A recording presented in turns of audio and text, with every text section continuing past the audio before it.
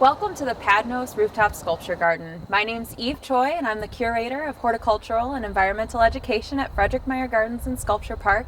And this year, as part of our Chrysanthemums More exhibition, we are featuring the theme naturally, and the Padnos Rooftop Sculpture Garden is a wonderful place to experience that.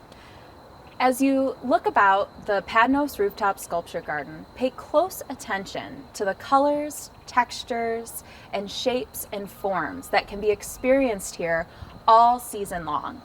As you look to the center of the Padnos Rooftop Sculpture Garden, you'll see a river of feather reed grass running through it.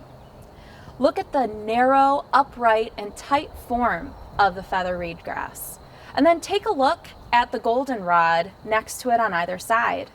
The cascading form of the goldenrod and that bright yellow color of the flowers provides a really interesting contrast to the feather reed grass across the rooftop sculpture garden.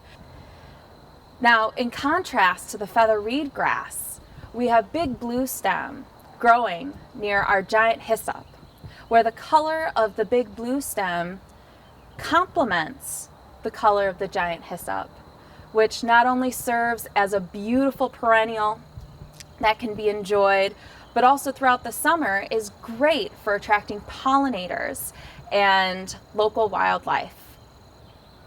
And as you take a closer look at the trees, you can see a variety of different colors and textures. The musclewood is one of my favorites.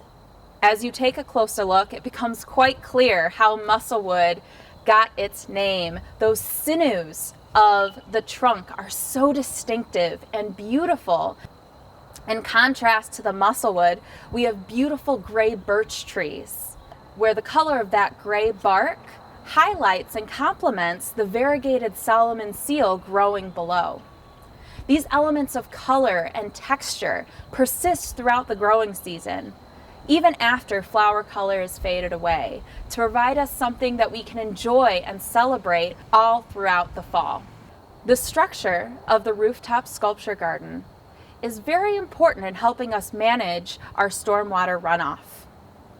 As rain comes down, water is absorbed and filtered by the plant material and also by the structure of the roof itself.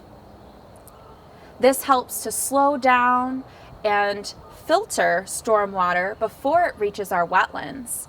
And this helps us not only protect our wetlands, but it also echoes some of the very important ecosystem services that wetlands provide. As we get closer to the wetland in the rooftop sculpture garden, you'll notice there's a change in the plant material in the planters. As we get closer, you'll see plants that would be found in bogs and wetlands, carnivorous plants, aquatic plants. And these aquatic plants are featured in planters as we get closer to the wetlands. Take a look and see what's different, what structures, textures, shapes, and colors do you see that are different in our planters with the aquatic plants versus the planters with some of our succulents that are closer to the building. The Padnos Rooftop Sculpture Garden has a variety of forms, textures, and colors that again serve as the inspiration for the theme of Chrysanthemums More this year, our theme of naturally for this year's exhibition. And I challenge you not only to see what textures, colors, and forms that you can find in the Rooftop Sculpture Garden, but as you look at our chrysanthemum displays, see what inspirations unfold in those areas as well.